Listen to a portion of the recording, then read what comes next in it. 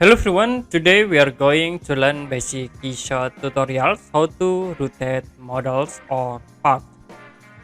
For example, I have these simple models, and if you want to rotate these models or part, you can select the models, right click, and then choose move models.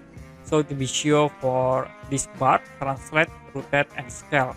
To use rotate, you can click 30 seconds on the rotate to be sure for the rotate tools, and I will rotate in right axis. You can click, hold, and then we can rotate this model like this. To rotate by part, you can right click again in this model and then use the move part. Click rotate option and you can select your object. Okay, I will rotate in here. This for this part, or you can select again this object. Okay, select this object, right click, and use move part. Use rotate tools, it will be automatically select into the object and you can rotate this object like this.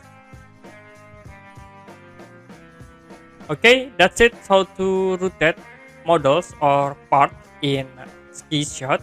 And if you have any question about this tutorial, you can comment below this video.